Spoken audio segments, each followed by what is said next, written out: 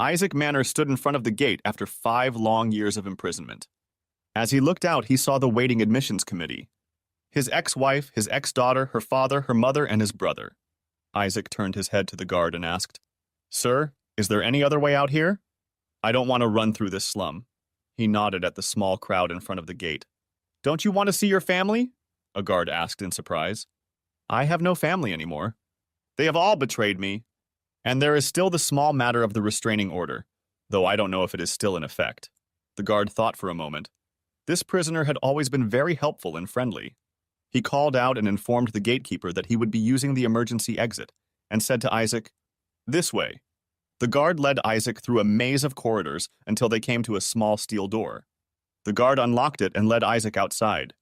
At 2:30, Lydia, Isaac's ex-wife, looked at her watch and asked her father, "He was supposed to be released at 2, wasn't he?" When her father nodded affirmatively, Lydia went to the gate and asked the guard at the lodge what time she could expect Isaac Manor to show up. The guard checked the log and replied, "He was released half an hour ago." At his request, through the back door. Tears appeared in Lydia's eyes. "Out the back door? Why?" "We came to welcome him back." "I know he's angry with us, but that angry? He has no one else." "Do you have an address?" "I can't give you his address, ma'am. He asked me not to tell anyone, and I overheard him talking to the sergeant." "Did he also say he had a restraining order against him? Do you want him back in jail after all he's been through?" Lydia turned white. "A restraining order? Oh shit, I totally forgot about that." Meanwhile, Isaac walked briskly toward the bus station, reflecting on the past 6 years. He had plans of where to go and people he was supposed to meet. 6 years ago, Isaac had been a happy man, married to Lydia for 18 years, and very much in love with his 16-year-old daughter, whom he named Tommy, short for Thomasina, after her grandmother. At the time, he was a 40-year-old software engineer. He was able to write his own computer programs and was building self-learning robots as a hobby. He was also working on his so-called discipline project, rewiring and reprogramming the security system, adding an independent backup system. It included a hidden communication link to a remote and hidden server hard drive. The entire system had an independent power source powered by solar panels on the roof. On a whim, he built another secret system in his garden with a 4-petabyte backup, outside the garden perimeter but still on his land. To complicate matters, he designed a dual camera system hidden in a sound system on the ceiling. Isaac needed a good security system as his one-man company did a lot of work for the government, and he was happy to work on this project anyway. His house, big enough for a family, stood at the end of a cul-de-sac in dens along with 4 other houses. On the plot behind the house, he built a spacious office and still had enough room for a large garden. At the age of 20, he bought the plot and built a house bordering a forest reserve with the profits from the creation of an internet search engine for software solutions. He developed it and released it on the web, where one of the software giants immediately purchased it for use on their intranet. Isaac was an average man, 6 feet 2 inches, 190 pounds, with dark blonde hair and light brown eyes and a friendly face with generous lips, and a beard that he had to shave off in the evenings when he wanted to go out and look presentable. He loved bicycling and walking, but didn't like vigorous physical exertion. Isaac was shy, but when he came out of his shell, he became a caring, charming, witty person and a good conversationalist who could talk about a wide variety of topics. He was also an avid reader and could quickly read anything in no time and even years later recall articles and passages from books. This came in handy in his work. 6 years ago, local Sheriff Peter Ramsday asked him to update the program controlling traffic lights in dens. Traffic had to become more efficient to reduce pollution. That's when things went wrong for him. When Isaac and Lydia invited the sheriff to dinner to discuss the progress of the project, the sheriff, when introduced to Lydia, immediately began fantasizing about a statuesque woman. It took Ramsday 6 months to realize his fantasy. Late one morning, Isaac finished the road project and headed home to celebrate and take his wife out to dinner. In the driveway, he saw an unfamiliar car. Guests? He thought. He walked into the house and saw Lydia and Sheriff. "What the hell is going on here?" he shouted. The sheriff stopped, smirked at Isaac. Then he said mockingly to Lydia, "Oh, the little one has learned. Now I'll leave you two alone and you tell him the rules." Lydia looked slightly embarrassed, but nodded in agreement as the sheriff walked out of the house.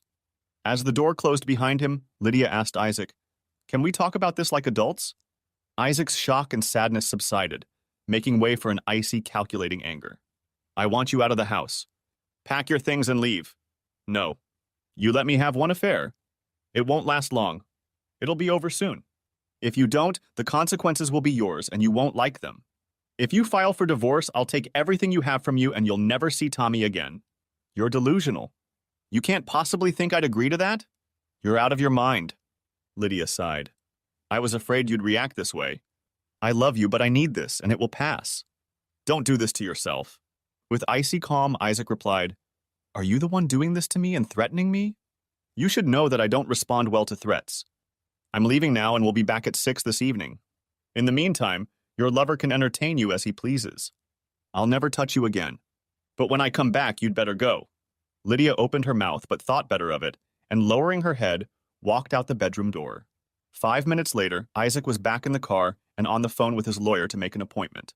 In the evening, Isaac returned to an empty house and his anger was replaced by sadness and grief. At 8 the next morning, Isaac's attorney entered his home office. Ben Green and Isaac were good friends, so a meeting before the workday began was easily arranged. Isaac set down the coffee pot and asked, Coffee? Yes, black with a little water. The nail polish remover you serve as coffee is too harsh for my stomach. So what is this problem you need to solve so urgently? Isaac told him about catching Sheriff Peter Ramsday with Lydia, and also about Lydia's threats. Ben looked shocked and more than a little frightened. Peter Ramsday, hell, that's bad news. He's corrupt as a rotting corpse, but no one can prove it. He got Lydia into this, and he always has other plans. You have to protect yourself, financially and possibly physically. Isaac's brain kicked in with renewed vigor. His friend wasn't easily intimidated, so he came up with a quick and dirty solution. I'll give you power of attorney. You can print out the appropriate documents here and I'll sign them right away. If things go wrong, you can handle my finances. I'll give you a flash drive with all the information you need. And you need to start the divorce. Ben nodded, and at 9:30 was about to leave when there was a loud bang and the door flew inwards. 5 policemen rushed inside and knocked both men to the floor.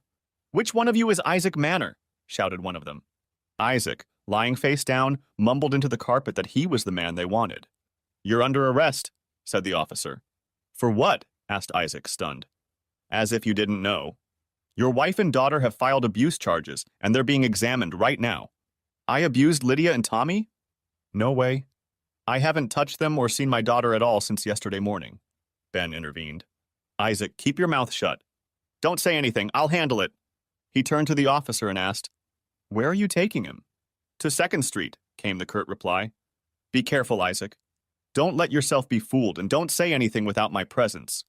Ben called out as Isaac was pushed into the back seat of the police car. Ben quickly made it to his office and locked the flash drive in the safe. He told his fiancée Anna, who was also his secretary, that Isaac had gotten into a confrontation with Sheriff Ramsday and was suddenly arrested for assaulting Lydia and Tommy. He rushed to the station on 2nd Street.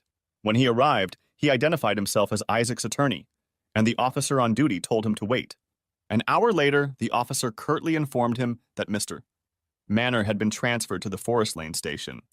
An icy lump began to form in Ben's stomach. The thought flashed through his mind that Ramsday was trying to keep him away from Isaac so that he might have more time to force a confession. So he rushed to Forest Lane. At the counter, he told the officer on duty that he had come from Mr. Manor, and the waiting game began again. When the duty officer said Isaac wasn't there, but at the 2nd Street station, Ben had had enough. He pulled out his cell phone, scrolled through his contacts, and hit speed dial on the friendly judge's number. He explained to the judge what had happened, who was involved, and that they were scamming him. The judge told Ben to put Ben on speakerphone. In a clear voice, he asked, Mr. Green, is the officer on duty in the vicinity?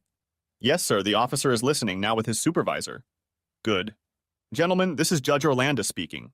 It appears that the police are preventing Mr. Manor's attorney from talking to his client. Is that correct? 3 broadcasts before noon is a bit much.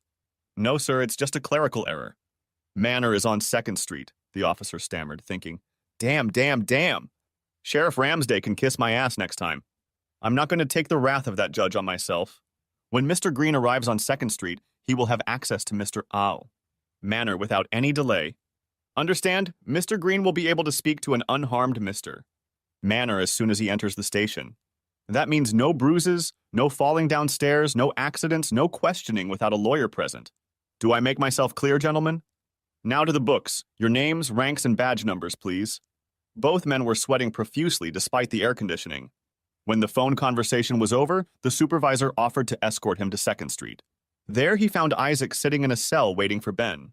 Ben pulled a voice recorder out of its case and pressed the red button. "Isaac, have they tried to interrogate you?" "Yes, they tried. They also tried to intimidate me. They threatened me with a baton if I didn't confess to attacking and seriously injuring Lydia and Tommy. I told them to do what they needed to do, but that I wouldn't say anything without my lawyer present." "Did they treat you well?" "They didn't treat me at all.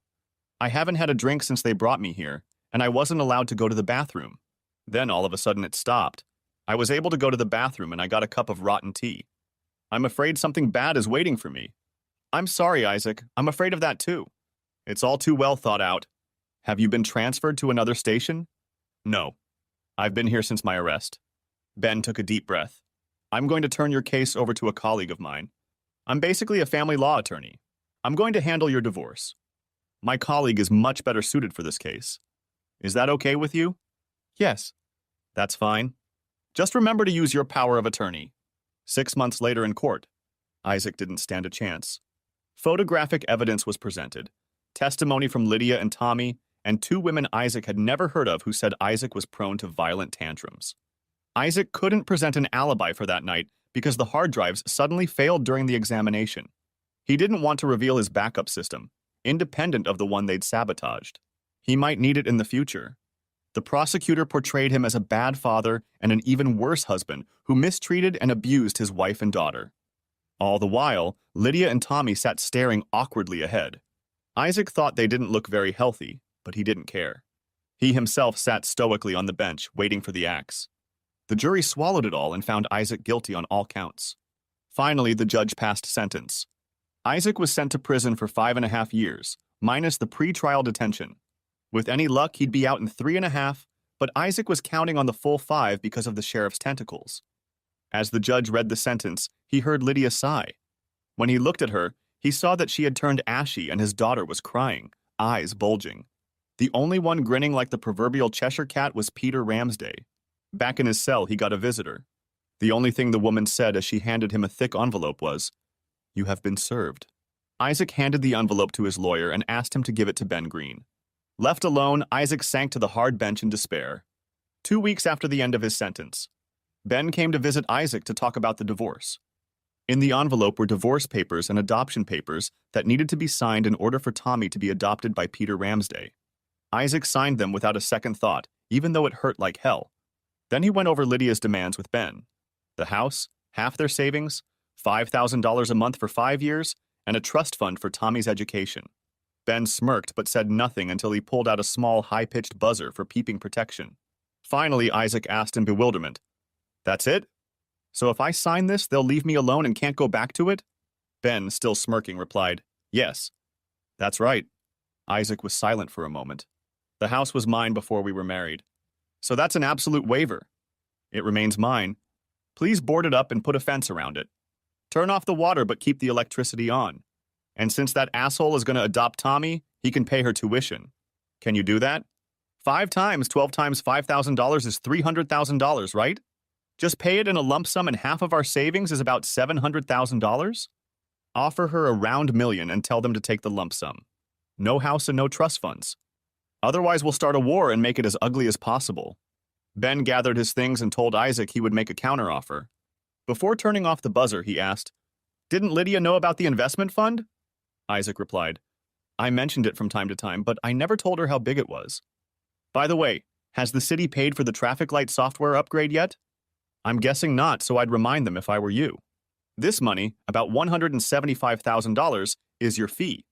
I may need you again in the future." Ben went home both sad and happy at the same time. Sad that his friend would disappear for another 5 years in prison for something he didn't do. And happy because he could finally afford the house he and his fiancée had their eye on. But first they had to get $175,000 out of the municipality. Ben knew they were legally obligated to pay it, but would probably do everything they could to avoid paying it. The next day, Isaac found himself in his new home. After the obligatory speech by the warden, he was escorted to his new residence. When he found himself in his cell, the biggest man he had ever seen stood before him. He was told that K2 was the biggest bully in the prison, and that as they promised, he would be given a warm welcome. K2 was concentrating on writing something on a piece of paper. Isaac took it all for granted and politely cleared his throat. K2 growled at him. If you ever tell the others that I can't write properly, you will die a very painful death. Isaac was stunned and asked, No one took the time to teach you? K2 looked up in surprise. You're the first person to ask that. I've had to work since I was 8 years old. What are you trying to write? No offense. A letter to my grandmother. She turns 87 next week. Can I help? If you dictate what you want to write, I'll write it down. No. I want to write it myself. I haven't finished it yet. When I'm done writing, you can rewrite it. That's a good idea, K2 exclaimed enthusiastically and clapped him on the shoulder. Oh, be careful. I'm not a mountain. Don't you want to learn to read and write? I can teach you if you want. The mountain man, whom everyone was afraid of, had tears coming to his eyes when he said, Yes, I would like that very much, but if you tell the others. Isaac quickly replied to diffuse the situation. Why would I do that? You're trying, and that makes me try to help you. Anyone who tries deserves help. My name is Isaac. What's yours? I'm Fabian Small. Don't laugh at me. But everyone calls me K2. I don't know why, but they call me K2. K2 is the second highest mountain in the world.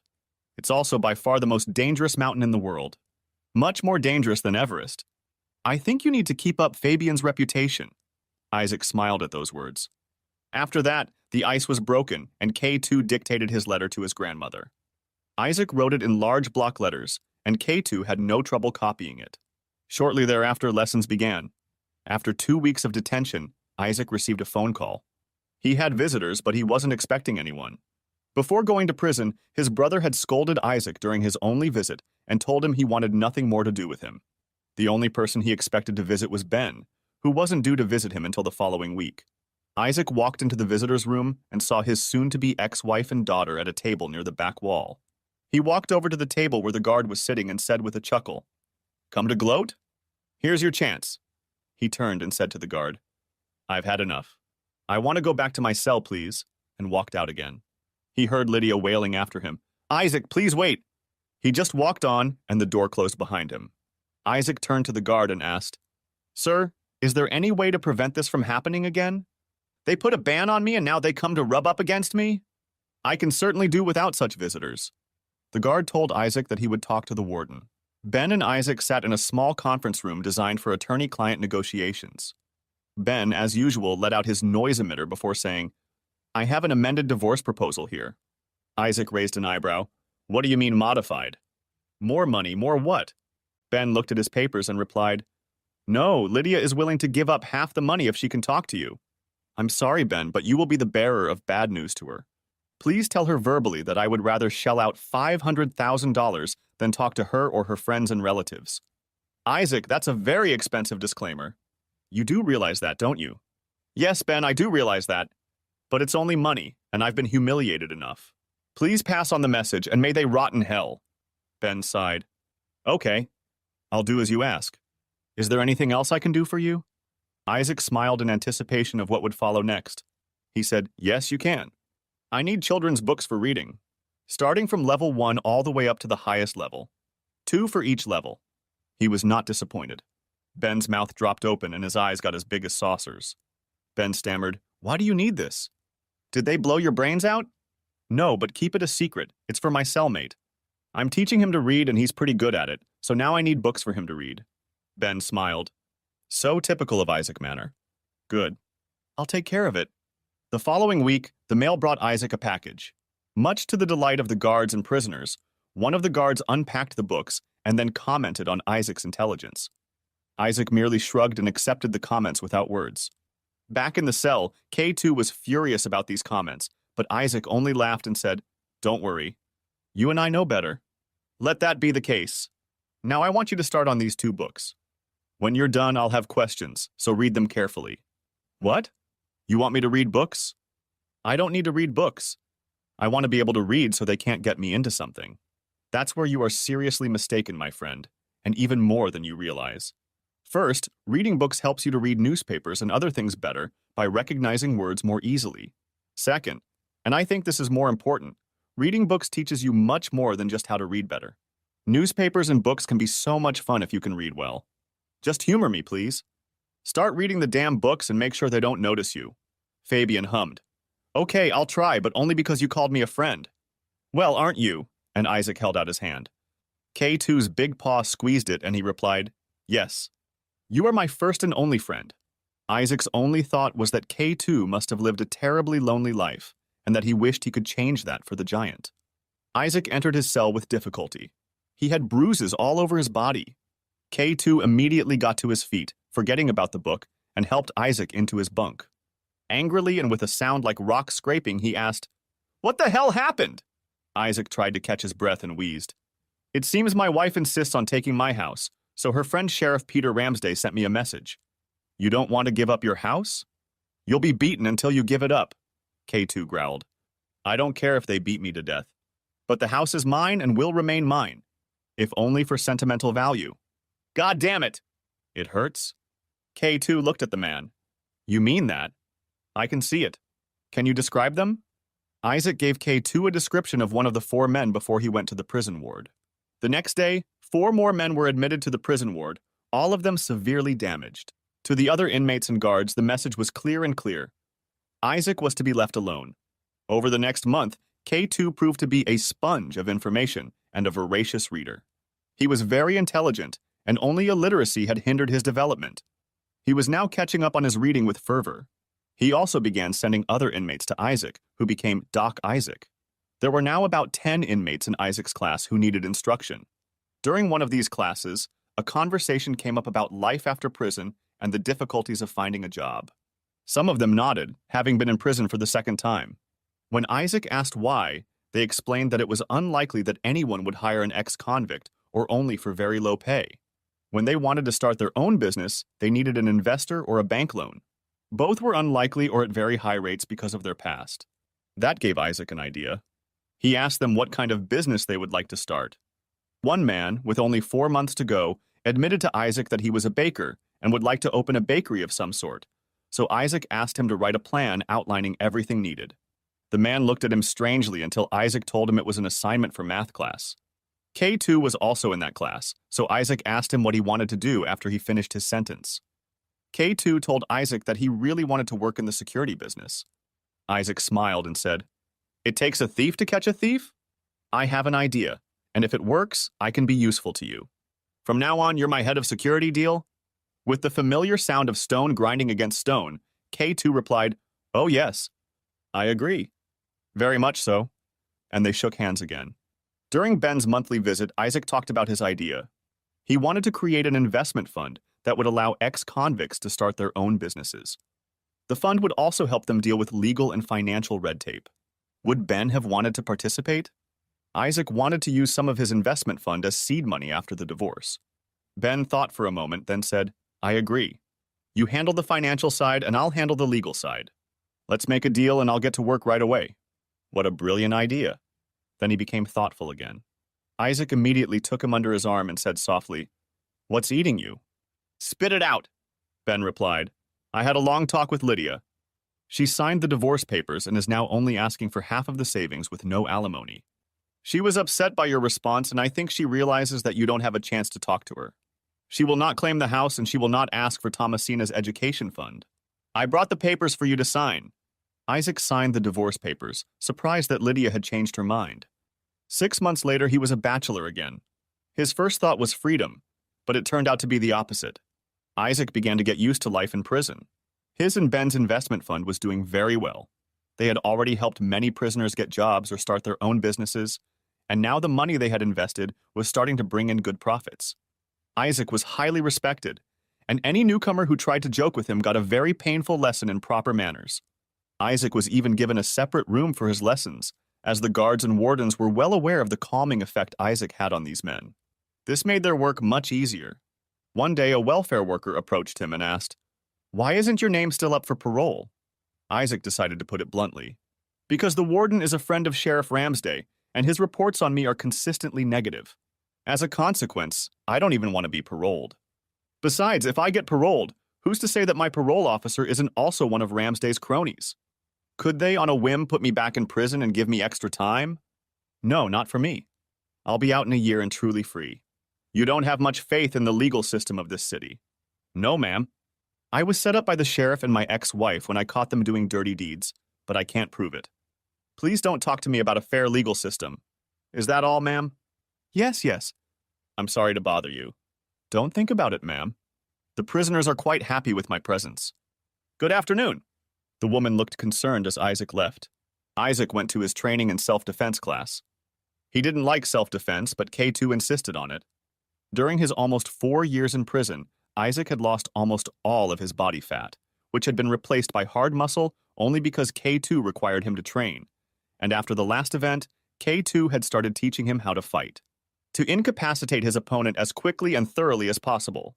On his way from the gym to his cell, he was intercepted by a guard. The warden wants a word. His office now. Damn, what did they come up with this time?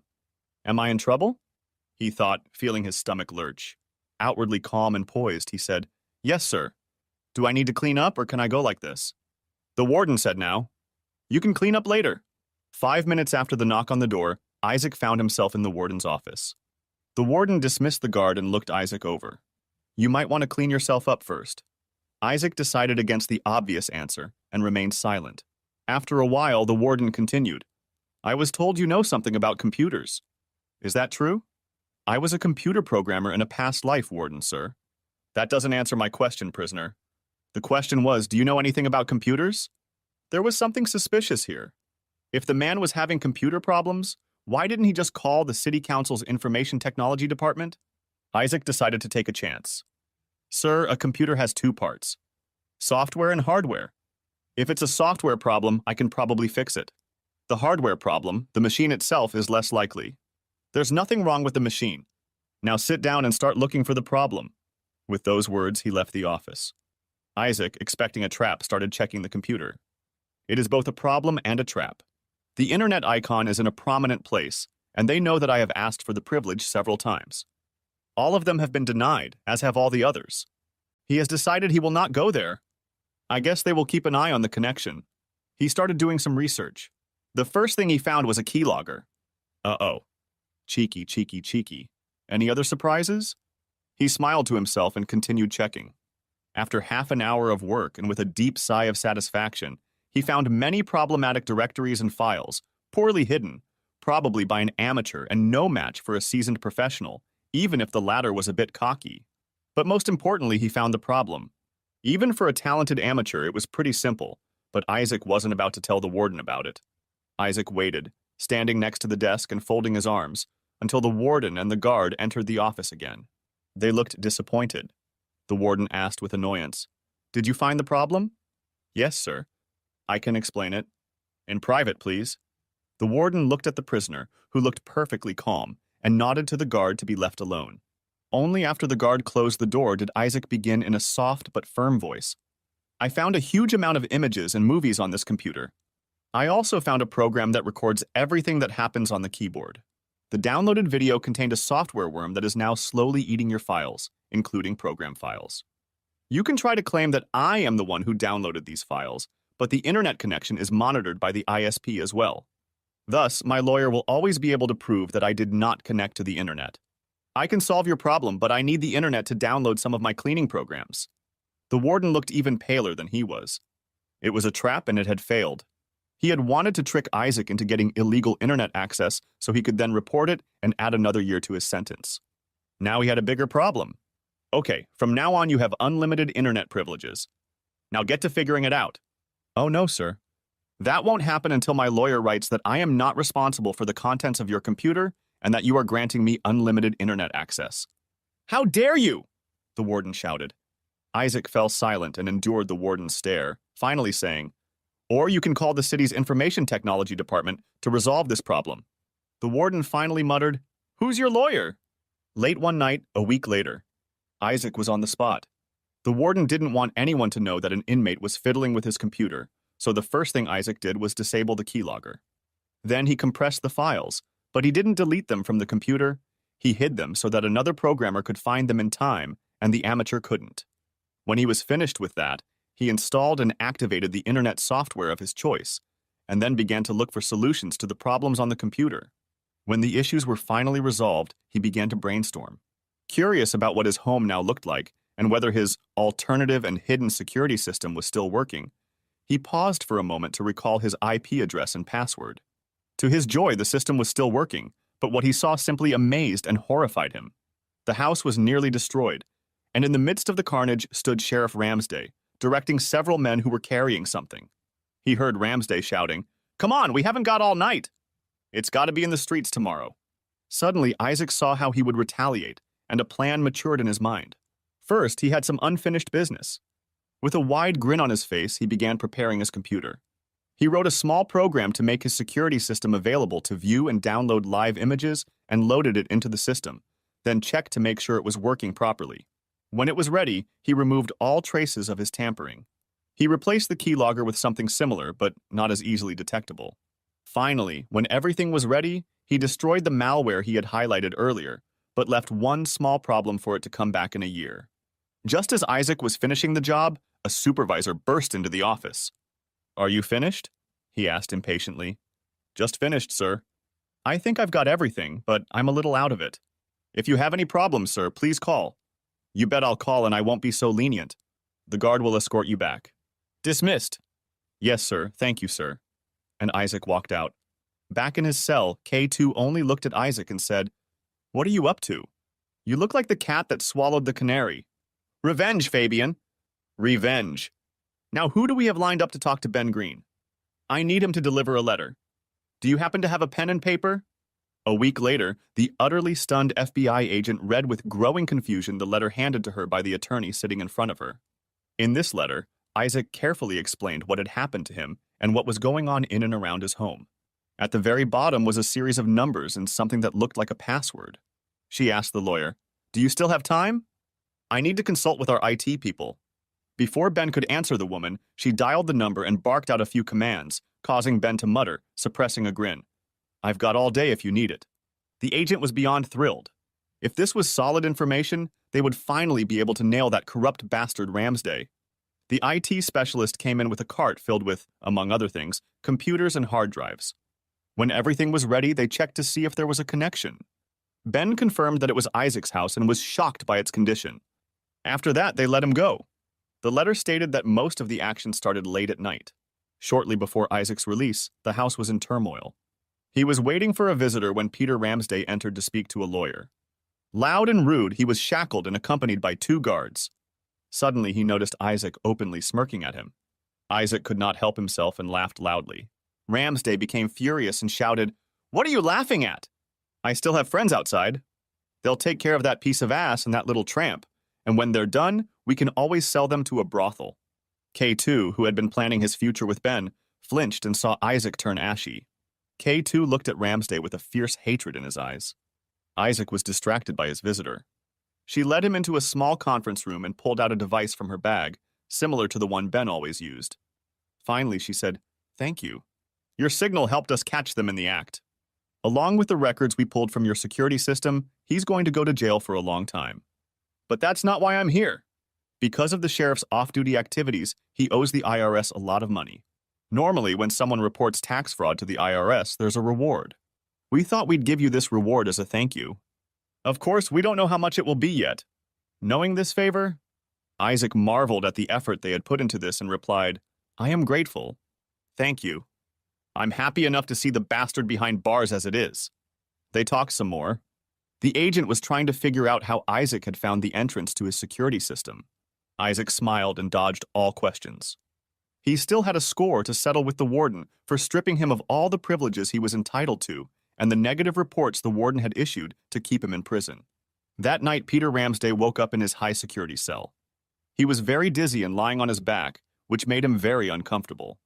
Stretching his arms and legs out to different directions, he tried to roll over to a more comfortable position, but it didn't work as he expected. He was tied down. "Did you threaten Doc Isaac? You're going to pay. If you entertained his wife, it'll cost you more." The voice came again. "If you try to threaten Doc again, you'll find out that we can get to you anytime, anywhere. Now listen very, very carefully. If Doc Isaac just stumbles and you or any of your little friends are in the neighborhood, or if anything happens to Doc's family or friends, however distant, we'll come and get the other one. Nod if you understand. We also think it would be good of you to apologize to all of us for the inconvenience you have caused this man, but that, I suppose, is not in the stars." The startled former sheriff nodded vigorously in agreement. Shortly after the incident, a guard led Isaac through the prison maze and then watched him leave through the back door. Isaac entered the bus and bought a ticket for a simple purpose. He needed transportation, communication, and a place to sleep for that night. That's where the XCOM Services Network came in handy for him. XCOM had been opened at the same time as Isaac and Ben's investment company called Izbexcon Investments. After 3/4 of an hour, Isaac got off the bus and walked for another half hour until he reached the parking garage. There he was greeted with a hearty shout, "Doc, you're out!" "Welcome back. Want a drink?" Isaac smiled broadly. "No, thanks. I need transportation. What do you have for me?" The man smiled back and replied cheerfully, "Ben already told us you were coming. I picked out a Nissan truck. It's a nice clean truck, cabbed, low mileage, powerful 4-wheel drive. It's right here." Isaac looked at the truck, smiled, and said, "It's a great fit. I'll take it." "How much?" The man looked shocked. "I can't make you pay. After all you've done for me." "Nope, can't do that. I'll settle for a discount, but no freebies." "And don't argue." The man sighed. Ben predicted that. "We'll figure something out." Enjoying a cup of tea, Isaac waited for the paperwork to be sorted out. A little while later, he started the truck. He familiarized himself with the layout and operation before heading out to visit his trusted friend. Late in the afternoon, he settled into a comfortable chair with a deep sigh. He said to Anna, now Ben's wife, "It's been a long time since I've sat in a chair like this." Anna smiled at Isaac. She was very fond of the man. Many times she had gone with her husband to the prison to see him, and like her husband, she knew Isaac was innocent. At the same time, she noticed that his face was badly haggard. Many disturbing wrinkles had appeared on it. His eyes were soft and bright before, but now there was sadness in them. Because of his beard, his face was no longer as easy to read as it used to be when she could read him like a book. His manners, however, were still those of a gentleman, courteous, well-placed, and indeed gentle. Isaac brought her flowers. He still remembered Ben and Anna's wedding day, even though he had not been able to attend. She told Isaac that Ben could come at any time and he would pick up the Indonesian food on the way home. They knew it was Isaac's favorite food. Ben entered the hall with great enthusiasm. "What's that ugly sapphire blue truck doing in my driveway?" He laughed and the men embraced. "Welcome back, Isaac. I'm so glad you're here." Isaac just nodded, suddenly at a loss for words. Anna stroked his back and quietly told him, "It's okay. We understand. Take your time." Isaac flinched. He shook his head to dispel the gloom and said, "Sweet home." The spell was broken. "Isaac, what do you want to drink? Beer?" Isaac thought for a moment and replied, "No, just some sparkling water. I haven't had a drop of alcohol in 5.5 years." "I'll keep it up." Anna started to serve dinner, but suddenly stopped with a tray of delicious-smelling food in front of the two hungry men. She smiled and said, "Now that you have my attention, I have something to say. We will dedicate this evening to celebration. Tomorrow you can go off to fight dragons again. Deal?" Both men immediately agreed. It was the signal for a very enjoyable evening. For the first time in almost 7 years, Isaac felt calm and relaxed. At the end of the evening, Ben told Isaac that they had already prepared the guest room for him. Isaac felt a little awkward and said, "This is too much. I can go to a hotel." Anna said in a tone that did not tolerate objections. "I insist. You'll spend the night here. Tomorrow you'll probably want to go look at your house. I don't think you should go alone, so we'll go with you." "That's out of the question, too." Isaac gave in. "I am in your debt. Now I am dead tired. Please show me where I can spend the night." Anna said again in the same tone. "Are you out of your mind?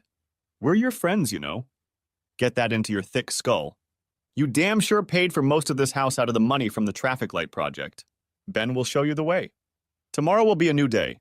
Much more gently, Anna said to Isaac, "Sleep well, you big guy. Don't forget that we love you too." Isaac didn't sleep well that night. The bed was too soft, it was too quiet. He missed K2's snoring and the noise from the prison, but eventually he fell into a restless sleep. Laura Wenstad watched people pull up to the house at the end of the street. They drove up in 2 cars, stopped at the gate, and got out. 1 woman, 2 men. Since the FBI had used her house as an observation point before the raid, she was wary of strangers showing up. She pulled out the binoculars the FBI agents had forgotten to bring with them and looked around carefully. A man and a beautiful woman were clearly very much in love with each other.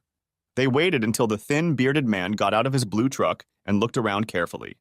She pointed the binoculars at his face, which had crow's feet visible around his eyes. When he turned to look around, she got a good look at his eyes. She inhaled sharply. They were light brown and reflected intense pain. She also noticed that the pair were looking at the man in his ill-fitting clothes with great compassion.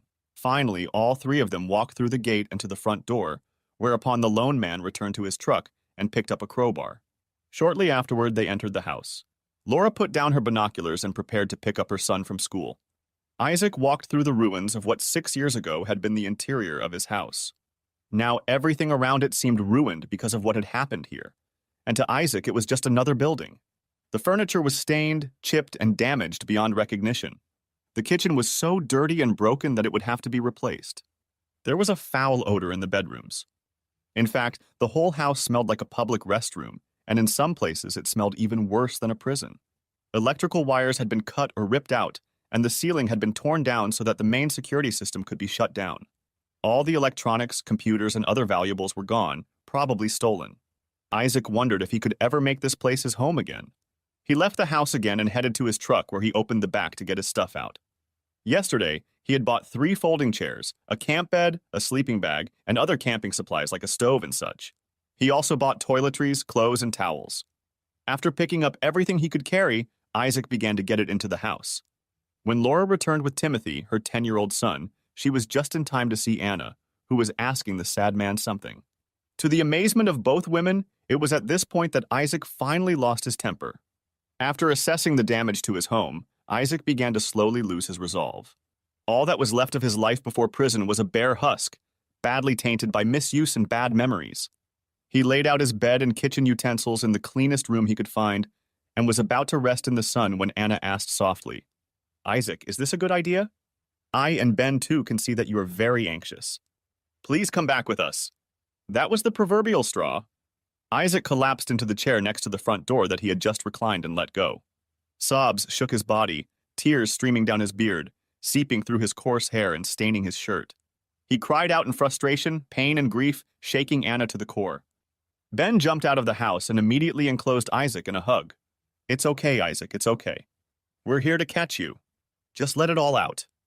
I've got your back. Let it all out." "We understand," Ben said softly to the distraught man and whispered softly to Anna himself. Finally. He's finally showing some emotion. It took Isaac quite a while to come to his senses. He finally hugged his 2 friends and said, "Thank you. I wouldn't have known what to do without you." I'm calm again. The way they treated the house was just unbearable. Anna, still very worried, asked, "Isaac, we should get going. Are you sure you want to stay here? Please come with us." Isaac smiled slyly. "I'm fine now. I need to get a new phone and start taking care of business. This is my house and I'm going to make it my home again. Don't worry, I'll be fine. Now for something more practical. Your phone numbers, please. I only have Ben's office number." The 2 handed Isaac their business cards and silently headed to their car while Isaac went back inside. As they were about to get into the car, Laura approached them. "Good morning, I'm a neighbor. I apologize for the intrusion. Can I ask you something?" Anna looked at the woman. She had a beautiful face despite the worry lines. Framed by a halo of curly light brown hair, she was slightly overweight, but still shapely and moved gracefully. Anna answered a little curtly because of all the emotions she had been going through in the last few hours. "You can ask questions, but I don't know if I can answer them or if I even want to. By the way, my name is Anna and this is Ben. I'm Laura Wenstad and I live there with my 10-year-old son, Timothy. I was wondering if your friend is okay? It's been a pretty bad neighborhood lately, so I'm worried about my boy's safety and mine." Ben laughed out loud, but it was Anna who replied, "Laura, your neighborhood has gotten just a heck of a lot better. No, there's nothing wrong with Isaac. He'll get better with time." Laura was not yet relieved. "So he's not dangerous then?" "I'm sorry to ask, but it was so bad." "Isaac? Dangerous?" "No, Laura. No matter what the rumors say. He's not dangerous at all. He's one of the gentlest people I know, and he'll probably be the best neighbor you'll ever have." With those words, Anna got into her car and drove off, leaving the confused woman behind. Isaac was walking through his house. He noticed that the wires in the fuse box had not been cut. Only the fuses were gone, and the small black box hidden in the niche above the door seemed to be untouched. It was the fuse box for the solar panels that powered the backup security system in the house. The other panels powered the system outside, which in turn had been the cause of Peter Ramsday's death. He walked straight into the study that had once been his office, but was now littered with trash, empty cardboard boxes, and the like. His desk still stood in its place against the wall, covered in dirt. Feverishly pushing everything aside, he flipped the desk over with great effort and propped up the base. It came free, and with it the hatch. Behind the hatch was the backup security system, blinking green. Isaac thought, she's still here. This has turned out to be a very worthwhile hobby. Assuming, of course, it's still working. He was pretty sure they hadn't found a single camera or microphone. Otherwise, they would have torn the house apart to find the system. Add a computer or laptop to that list, he thought. Isaac never bothered to take notes. His memory hadn't failed him yet. The afternoon was spent shopping. Phone and ISP. Tablet and laptop. Computers will come later because they can't be charged. Flash drives and a small generator for electricity. Solar panels were not enough to supply his needs. He returned to the house with a truck full of stuff and dinner. After finishing dinner, he pulled out his cell phone and called Ben. Hey Ben, it's Isaac. Do you have a pen and paper? Isaac gave Ben his cell number and new email address and asked for a list of XCOM companies. A few minutes later, he received a reply. Ben could always anticipate Isaac's train of thought and had prepared everything in advance. The next morning, Laura looked out the window and saw her new neighbor sitting in the morning sunshine in a folding chair at a folding table with a laptop and talking on the phone. Laura made inquiries online and was again confused. The man had been in prison for 5.5 years for assaulting and physically harming his wife and daughter. To deserve that kind of punishment, you had to be very cruel to another human being. But this man and woman told me he was harmless, Laura thought, and decided to be cautious. Today she only had Timothy to take care of, since unfortunately for her, she was working part-time. She wished she had more hours, but it was out of her hands. Her employer was very inflexible. She was having breakfast with Timothy when a van pulled up to the house. It said on the side, Ex-Convict Services.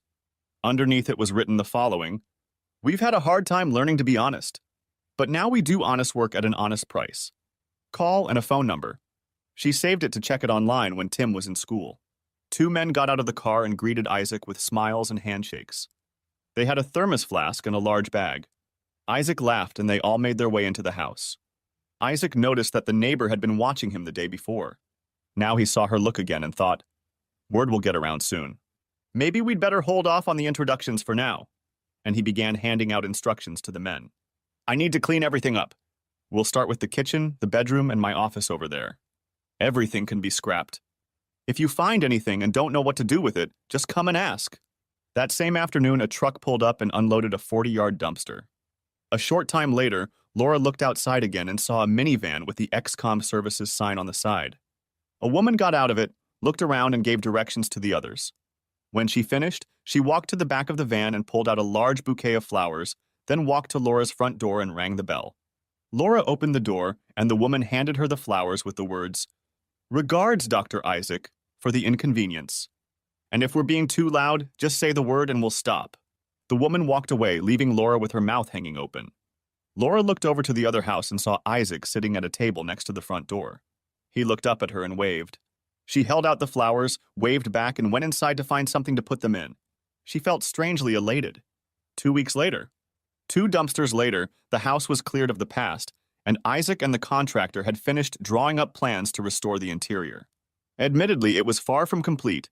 Only his bedroom and part of the kitchen remained usable. Isaac was sitting at his usual desk near the door when the downpour began. A shelter had been built next to the house, and when it started to rain, he retreated under it, as he liked being out in the fresh air and breathing in the smell of the forest. He was enjoying the sound of the rain on the tarp when he heard the car engine stall. Looking up, he saw that Laura was in a panic. He grabbed his umbrella and walked over to her. Good afternoon. We haven't been introduced to each other yet. I'm Isaac Manor, your neighbor, as you may have noticed, Isaac said, smiling slightly so as not to give away his remark. Yes. I'm sorry, I'm in a hurry. I have to pick up Tim, my son, from school. I'm late as it is, and my car, whispered Laura. From the sound of it, your car isn't going anywhere. You can take mine if you want, or if you're not afraid of being seen with an ex-con, I can give you a ride. Laura was a little taken aback by Isaac's offer. She thought feverishly, weighing the pros and cons, and finally said, I'm more afraid to drive that big truck of yours. Would you mind driving it? Sure, grab your coat and hop in. I need to lock up. Maybe you could use some help with the car? Laura whispered shamefacedly. I can't afford it. My ex... Isaac interrupted her before they drove to the school. Neighbor, I said help. You mean help? You know, help. With no strings attached and no payment of any kind. Just a friendly face and a cup of coffee. Sometimes that will be enough. Laura noticed that he addressed her in neighbor, and she felt embarrassed. She said, I'm Laura Wenstad. I apologize for being so rude. Yes, please, if you can run it again. The last word sounded partly hopeful, but also partly apprehensive. Isaac pressed the speed dial button on his phone and put it on speaker mode so Laura could listen in too. Doc, came over the speakers. How are you doing and how can I help you? I'm doing fine, Keith. Could you call Joey and have him check out my neighbor's car? The keys are in the ignition. The car just stalled. We're picking up her little boy. Sure thing, Doc. Anything else? Have Joey call me when he has news, please? I will. And did you know that K2 is scheduled to appear before the parole board next week? Mr. Green has already been informed. Isaac laughed. Thank you. That's good to hear. Another startup. This already feels like a job.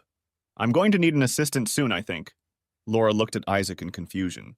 When I try to make an appointment with the garage, I have to wait at least a week. When and how am I going to get my car to this garage so soon? Don't worry about that. Joey's already on his way with the truck. I think. You're their boss? Are they that quick to respond? No. I helped them set up the business. That's all there is to it.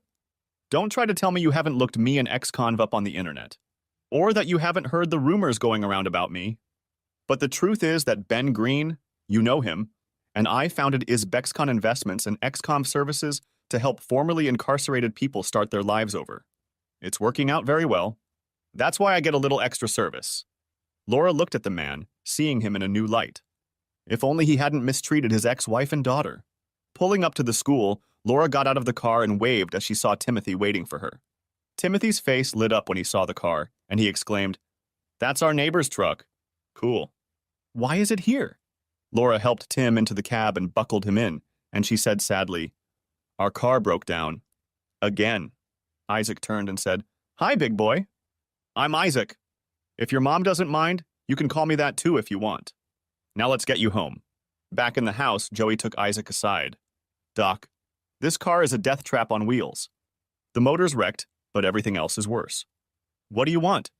Isaac thought about what Laura had told him and asked, She can't do without a car. Do you have anything in stock? I have a nice little Nissan Rogue, only it's not a pretty color. She can have it. Should I ask her? No. Just take this one and change it. Send me the bill. I can't have dead neighbors or neighbors with dead kids on my conscience. Joey walked over to Laura and said, Excuse me, ma'am. I need to get your car and ID, please. Laura was close to crying. I need this car. I can't pay for the repairs. Don't worry, ma'am. Doc's already taken care of it. I'll bring a replacement tonight. Laura stammered. Isaac took care of it? He can pay for it? Is he always like this? And call me Laura, please. You have no idea, Madame Laura. He's one of the nicest people I know. Honest, intelligent, and generous. And I know where that little preservation goes. No, Laura, he never asks for anything in return. You better not start a conversation with him because he considers it an insult. That's why everybody goes out of their way to help him with the work that needs to be done. He's still paying whether you want him to or not. And there are a lot of people who owe him. He paused for a second before adding, And I, for one, don't believe for a second that he did this to his ex. I've seen him work out in prison. He just doesn't have it in him. I gotta go, Sorry, Laura. I'll see you after dinner. Meanwhile, Isaac finally found the courage to open the backup hard drives. Plugging them into the laptop, he began to check how long they had been functioning. The first recording started as soon as he had installed and activated the entire rig. He watched in silence as his wife backed away from her wedding vows. A few weeks of recordings later, he saw his discovery and subsequent conversation culminate in a threat as he left and Ramsday arrived an hour later. What followed next nearly opened the gates of hell again. Ramsday calmly explained how to get Isaac to comply. They would be made up at the makeup artists as if they had been mistreated. Lydia would report to the police that they had been attacked and hurt, and Ramsday would take care of the rest. He will get Isaac to comply, after which Lydia will take the statement. What followed was a recording of the makeup artist going about his business and someone named Doc signing some papers. Isaac sat in silence, tears streaming down his face. He felt terribly betrayed. Suddenly he had had enough and quickly scrolled forward through the notes. He stopped when he again saw Ramsday sitting in the house in the condition in which he had found him. Something caught his attention. Something in the body language of the men, including the prosecutor and the judge present, made him play the part. He heard Ramsday say, "No, this man has become a nuisance. He must be stripped of his ability to speak. Forever. Just throw him in the lake with a concrete block around his ankles." That's when Isaac stopped his surveillance. He shut down the hard drives and called the woman at the FBI. It took a while, but when he finally got through and explained what he had witnessed, they arrived very quickly.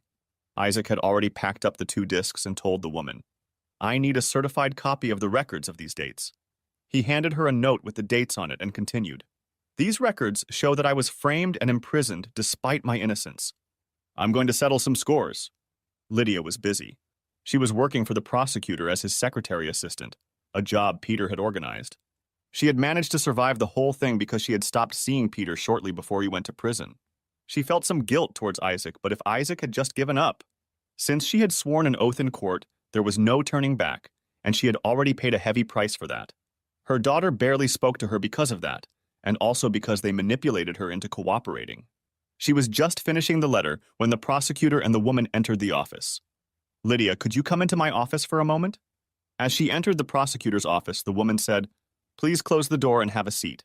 On the large television screen set up in front of them, the woman identified herself as Agent Smith of the FBI and showed her identification. She sat down and said, "We are reopening the Isaac Manor case." Lydia turned pale. A lead ball began to form in her stomach. "And this is necessary, why?" Agent Smith continued, "I think you know why we're here, don't you?" "No, why?" a very nervous Lydia asked. "I'll show you some examples of why," Agent Smith replied dryly, and the large screen lit up. Lydia saw herself sitting with Peter Ramsday and heard herself working out a plan to frame Isaac. She lost consciousness. When she regained consciousness, there was a loud noise. Opening her eyes, she saw that she was lying on the floor. A few feet away from her, the prosecutor was wrestling with 2 stout men who were handcuffing him and losing badly to them. With contempt in her eyes, Agent Smith said to him, "You think you're going to get away with this? Or this judge and this probation officer? We have months of footage, including a conspiracy to destroy that you all attended. And it's all perfectly legal because the recording was made in the house, and the owner is the one who gave it to us." A week later, Lydia confessed. Ramsday was visited in his cell and formally charged with crimes sufficient to put him behind bars for more than the rest of his life. Isaac learned that Lydia had been sentenced for making a false statement to the police and perjury. He calmly made it clear that he would ignore anything that might happen to his ex-daughter's mother because it would leave her without a family. He went to Ben and told him that he wanted to scare Lydia to death as retribution. Ben set to work. He said the amount would be small, but he was going to sue Lydia for $100,000 for every year Isaac was in prison. Ramsday, however, was to forfeit the family fortune. He is being sued for $1 million for each year Isaac was in jail and for damages to his home and neighborhood. A lawsuit will also be filed against the city of Denz for compensation for participating in his wrongful imprisonment. City officials were very quick to go along with the settlement. Ramsday, with his exorbitant ego, thought the lawsuit would be a nullity. His lawyer did his job, but spent as little energy on it as possible. He was fed up with the former sheriff's demands. Eventually, the court decided that Isaac's claim was valid, and the sheriff did lose his fortune. It helped that the money was going into Isaac and Ben's Uzbekistan Investments Trust Fund. Lydia was really scared to death of Isaac's lawsuit. She was in jail. She no longer had a job. Her house would be foreclosed on because she would no longer be able to pay her mortgage, and where would she find $550,000? She wasn't abused or mistreated in prison. In some ways, it was even worse. Her cellmates completely ignored her. They turned away when she tried to speak. She had her own cell because no one wanted to be in her neighborhood and preferred to sleep on the ground elsewhere. Lydia heard talk of an investment program, and when she asked what it was, one of the guards cynically said that many prisoners owed her for dragging her ex-husband into prison. Otherwise, the Uzbekistan funds would never have been established. In her misery, she forgot this again. Shortly thereafter, Ramsday had a fit when he learned that Isaac had been sued for $5.5 million and another $500,000 for repairs. He screamed that he would kill Isaac and send the 2 women to a Russian brothel. Shortly after that night, he had visitors again.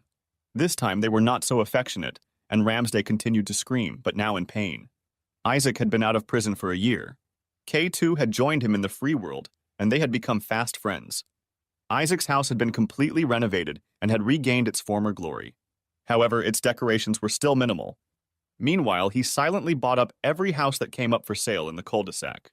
That night he went to bed, but after a few minutes he had to close the window because of the terrible storm that had broken over the land. He looked out, shook his head, and looked out again. He saw Laura and Tim huddled in the doorway, soaking wet and shivering. He was angry. He grabbed the 2 raincoats the workers sometimes used and ran downstairs, ignoring the fact that he himself was soaked. "What are you thinking of?" he shouted. "You're catching your death. Put this on and come up to the house." Laura seemed about to refuse, but glancing at Isaac, changed her mind. When they reached Isaac's house safely, she looked guiltily at the ground and said quietly, "I'm sorry." I panicked and wasn't thinking. Isaac immediately diffused the situation and replied softly, "I'm sorry," I yelled. "That's what worrying about people does to me." "What happened?" "The fuse box blew." "Good. I'll have someone take a look at it tomorrow. You can stay here tonight. I'll change the sheets on the bed and you and Tim can sleep there. I'll sleep on the bed tonight. Tomorrow we'll look around your house. And please, no arguments." Isaac found some t-shirts, showed Laura to the bathroom, and told her and Tim to take a hot shower. He took his bed into the study to rest as he suddenly heard a quiet sound. Turning around, he saw Laura standing in the doorway. To hide his embarrassment, he asked a little gruffly, "Is there anything you need that I can help you with?" "Yes." "You're a big dummy." "I need to thank you," said Laura, blushing. She kissed Isaac gently on the cheek and asked, "Why on earth would your ex dump you? And also in the way she did." "I have no idea." "Anyway, I left her behind knowing she was behind bars." Isaac stood up and said, "I'm ready to tell you the reading version." Isaac told her how he had designed and installed redundant security systems as a hobby and hid them so well that criminals couldn't find them. The outside system was accessible via the internet, that's what happened at the jail, and was the demise of the merchants and the sheriff. The other system was hidden in the house and inaccessible to Isaac, and frankly, he expected it to be destroyed and didn't think much of it until he saw his office was virtually untouched and only used as a dumping ground. "On the hard drives I found, among other things, evidence of my innocence," he concluded. Finished, he sent Laura to bed. Tomorrow was going to be a busy day. The next morning, a contractor came in to inspect the damage to Laura's house. K2 came with him, and Isaac introduced Laura to Fabian. Her small hand was completely hidden in his large paw. Timothy came in next, and they shook hands as well. Fabian tucked his knees up and said, "Careful, that hurts. You're stronger than you think." The ice was broken.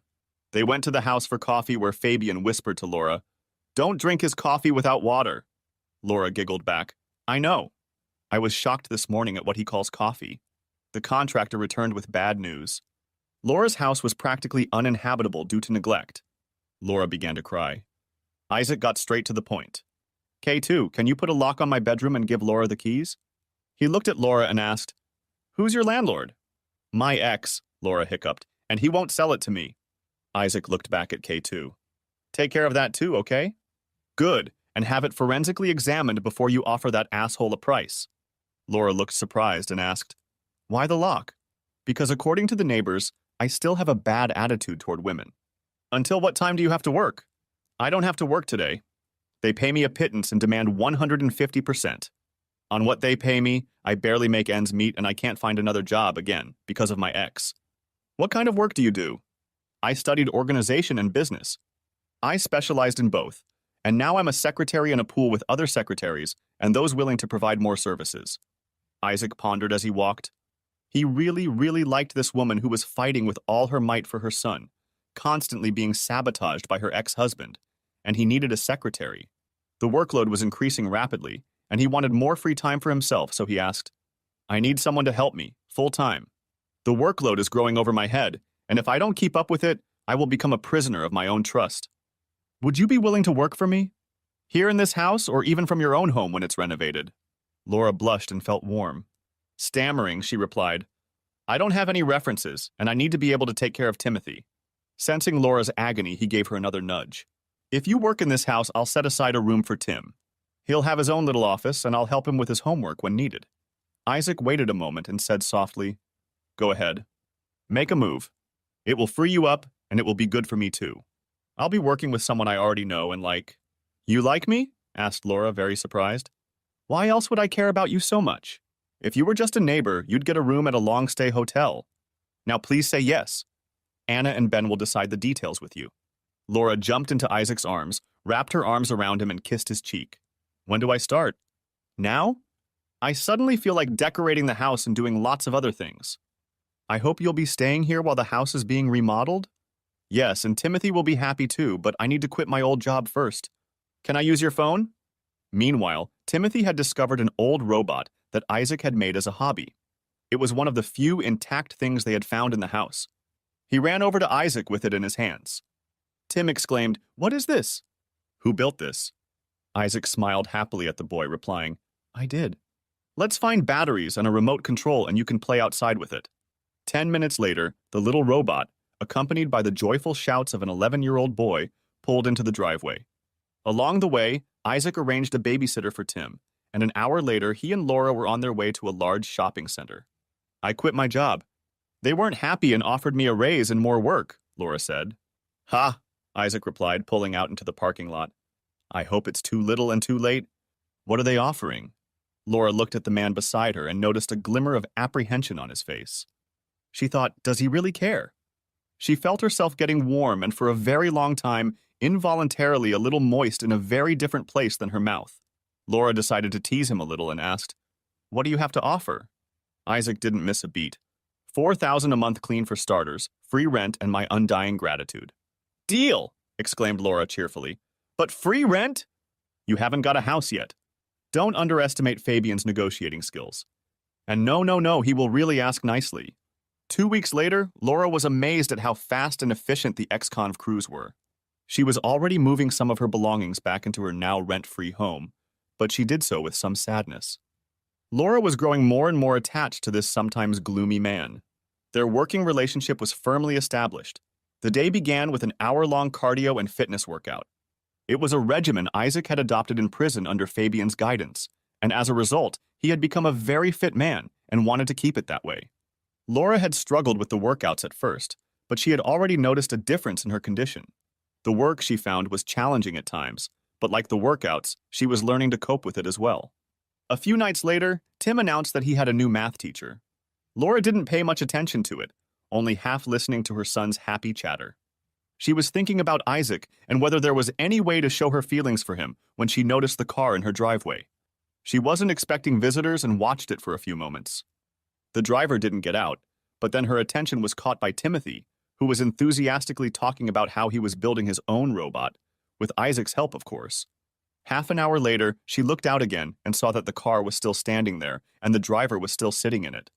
Wondering why this was so, she went in search of it, walked up to the driver's side and knocked on the window.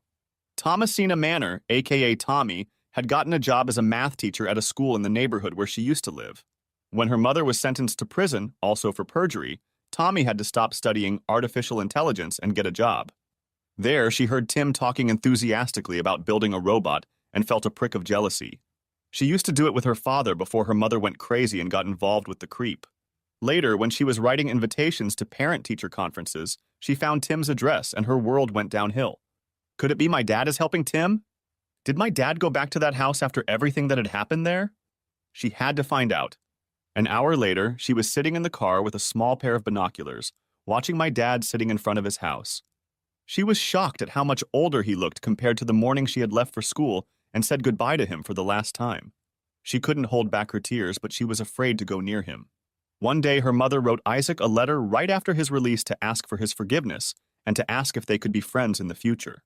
Isaac's reply came through his lawyer to her lawyer. "Only if you give me back 5.5 years of my life. Otherwise, stay away." Suddenly, there was a knock on the window. Tommy was brought out of her reverie and tearfully rolled down the window. The woman looked at her and said, "You're certainly not all right. Come inside to calm down a bit. You can't drive now."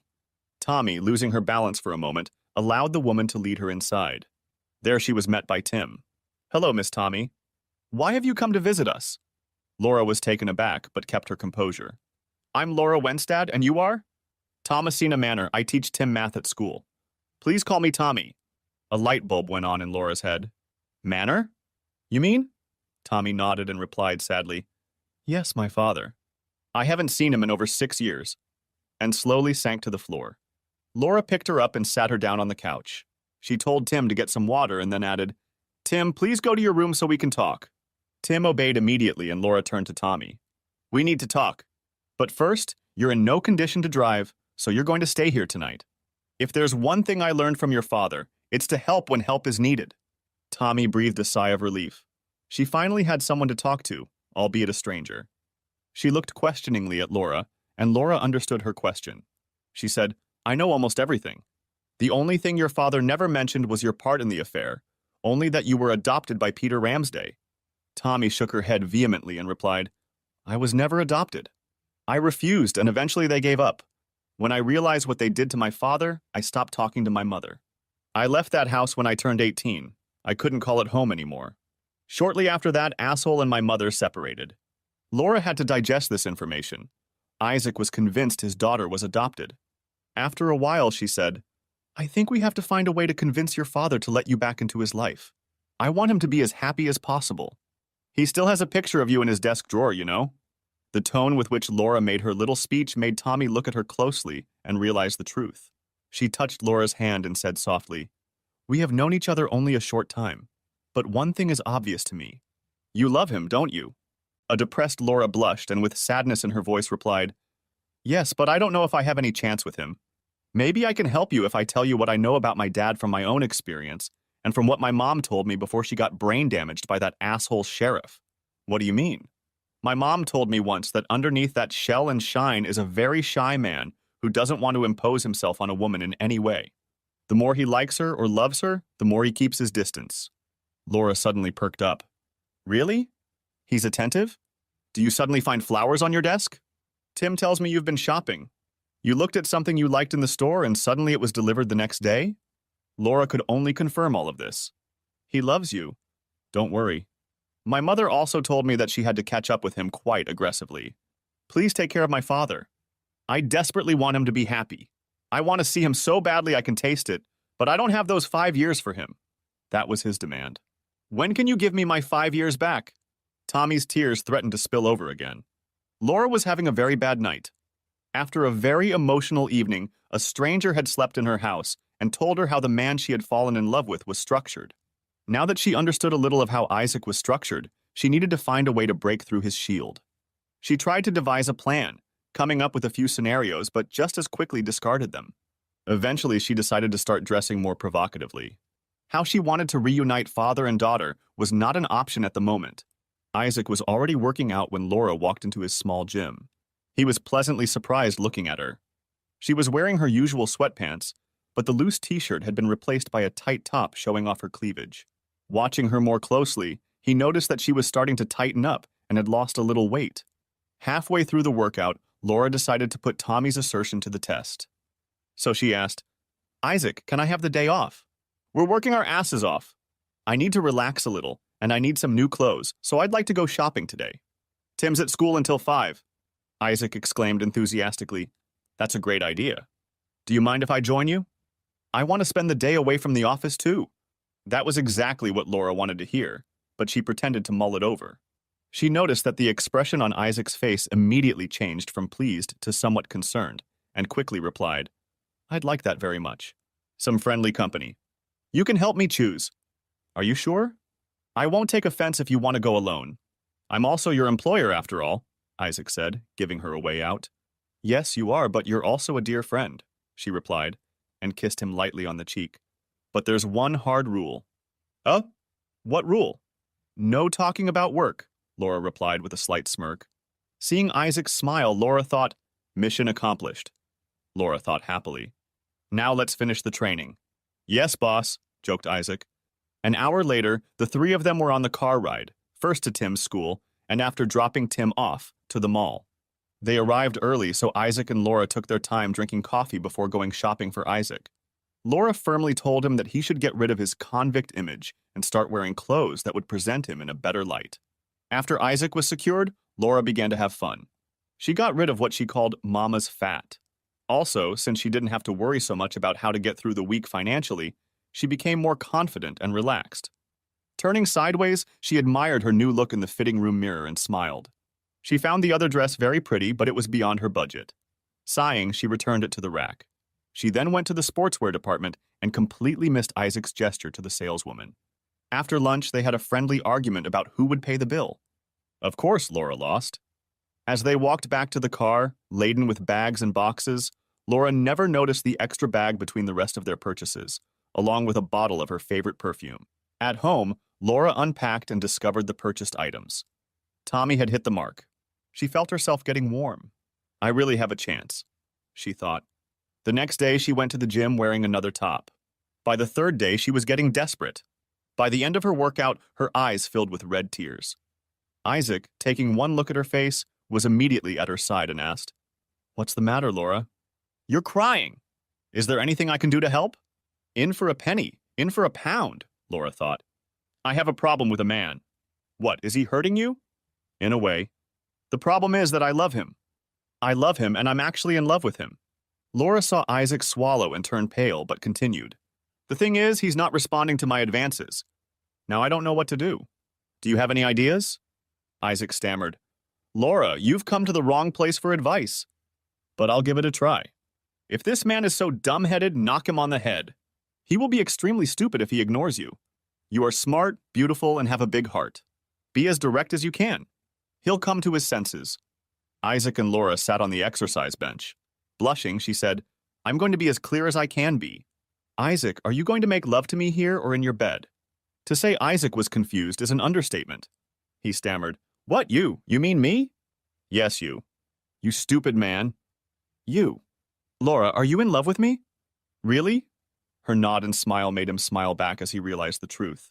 "Ooh, that makes me so happy. Laura, please believe me, I love you too. I've loved you since you were sitting in bed in the doorway. Then why didn't you tell me?" "You fool." "I couldn't. I am your employer and I am your master, Laura. When I helped you the first time, I promised. No obligation and no payment. Just a friendly face and a cup of coffee once in a while is enough. Remember? Sometimes you're too decent for your own good.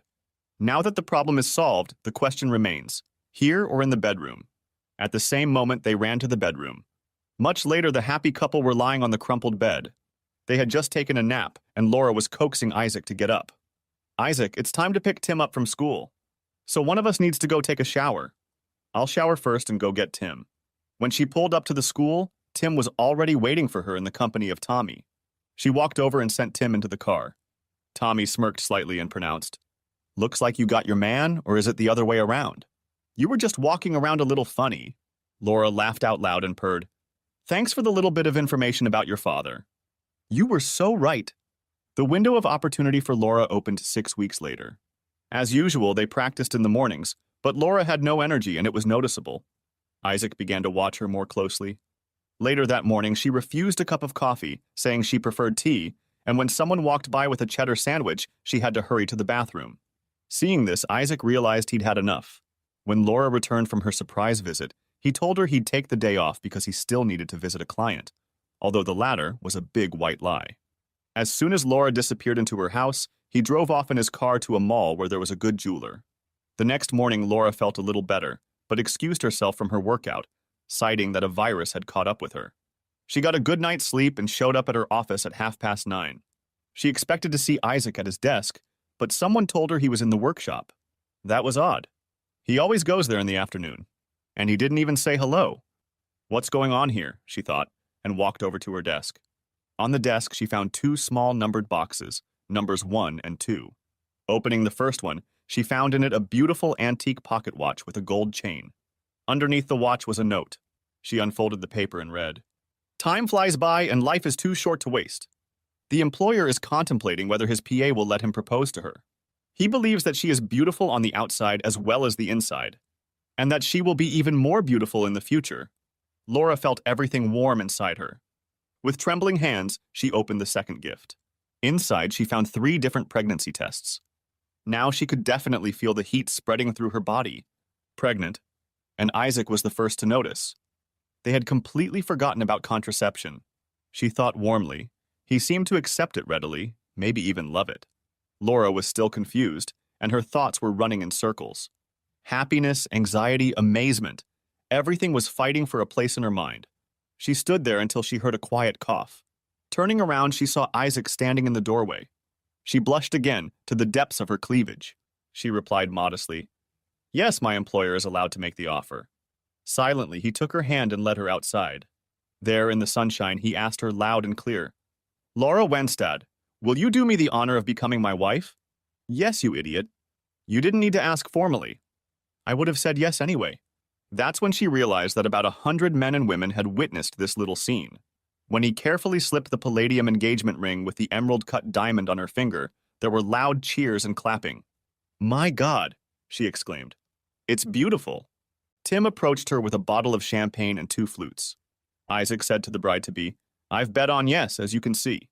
Isaac then turned to the others and said, All present may have a glass in the garden. When the feast was over, Isaac and Laura went to Isaac's house.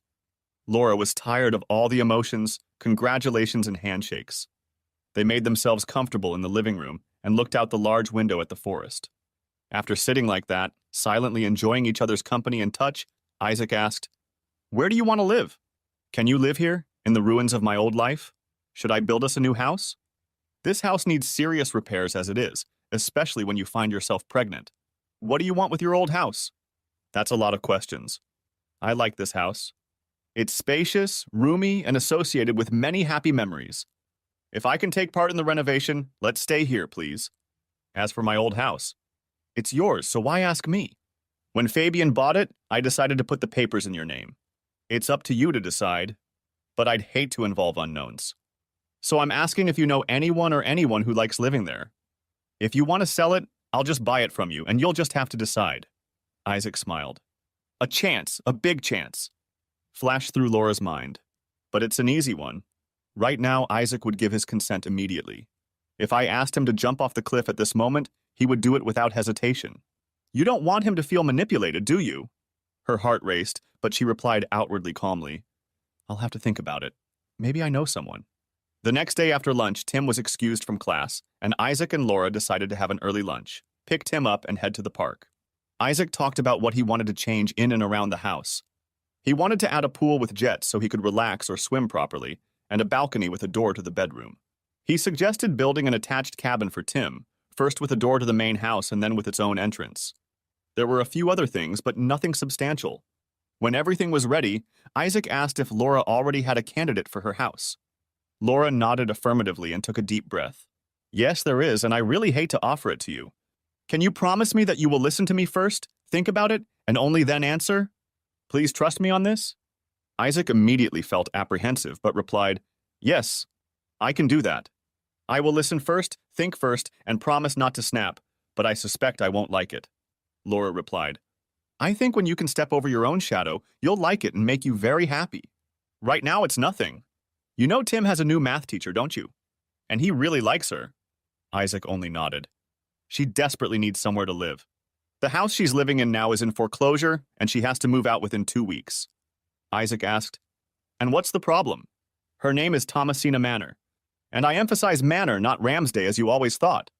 Isaac sat stunned, mouth open but unable to make a sound. Finally, almost exploding, he asked, What? Laura intervened. You promised. You're right, he muttered. Laura took Isaac's hands and in a soft voice began to explain. She never knew what they were doing to you. She thought the makeup artist was working on her portfolio. Her testimony was falsified by Ramsday. Every time she went to the authorities to complain and wanted to see you and release you, she was denied because of Ramsday. The judge was on Ramsday's payroll, and before you were sentenced, even your ex-wife thought it was only to force you into submission. As Laura spoke, Isaac's face turned different colors, red, purple, white, and when she finished, he was ashy. She shook his hands and looked at his face and saw tears streaming down his cheeks. Isaac whispered, Poor thing. What do we do now? Confusion reigned in his mind. All he could think was, almost 7 years lost. Laura kissed him gently and lovingly to bring Isaac out of his personal hell. Finally, he snapped back. Ramsday will pay for this. And it's going to be a very big bill. Don't do anything stupid, please. I don't want the father of our child. Yes, all 3 tests were positive. That was another thing I wanted to tell you. Ugh, where was I? Oh, the father of our child is back in jail. That's not going to happen. I'm not going to do anything illegal with that bastard. But what are we going to do about Tommy? Leave that to me. Can you get home in an Uber? I can do better than that. The contractor will drive me back. He has to start with a quote for the work on the house. If you agree with them. Laura smiled. Your ideas sounded great. I trust you completely. Now I'm going to go pick up Tim and Tommy. As she pulled up to the school, Tim came running in and Laura whispered, Can you call Miss Mana? Tim ran off again and returned a few minutes later with Tommy, who looked a little worried. To ease the tension, Laura smiled as happily as she could and purred, I have a house for you. Really? And I can afford it? Laura replied, Oh yes, easily. Hop in and we'll take a look. Now. Yes. Why not? Tommy made up her mind. She couldn't help but trust this woman and got into the car. Laura drove home. Tommy was puzzled as they pulled up in front of Laura's house. When Tim jumped out of the car to go inside, Laura said, Here's your new house. Tommy was totally confused. What the hell, it's your house? No. I'm getting married. And you can afford it. Seriously. All you have to do is meet the owner. Tommy was wary. I'm not going to sleep with him, she shouted. Laura laughed loudly. No, dear, it wouldn't occur to him. Tommy was still stunned. She asked, When will I get to meet your mysterious host and when can I move in? Laura glared. Now and tomorrow. For now, we will only need to walk to the house next door. By the way, Tim and I and little Bambino will be living there too. Finally, the quarter fell. Laura took great pleasure in looking at Tommy. Her mouth opened, closed again, and opened only to utter an incomprehensible sound. She went from white to red and was finally able to stammer out, My. Your father. Yes. And he really wants to meet you. We're getting married because your younger half-brother or sister is on the way. Laura chirped happily. Tommy experienced a whole gamut of emotions. Jubilation at having a suitable place to live, happiness at being able to see her father, and surprise at becoming a big sister. But there was also excitement because she didn't know what to say to her father. In the nearly 7 years he had been gone, she had rehearsed entire speeches and thought up scenarios for their reunion, but now she couldn't think of a single one. Laura took Tommy's hand and gently nudged her toward the house she now called home in charge.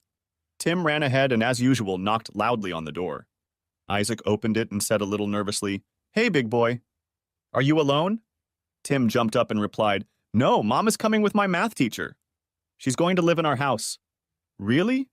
Isaac looked at the two women and said, Wow, what a sight. Two of the most beautiful and important women in my life side by side. When the women appeared on his doorstep, he whispered quietly with a tremor in his voice, Tommy, you have become such a beautiful woman. Can I give you a hug? Tommy almost jumped into his arms with a cry, Daddy!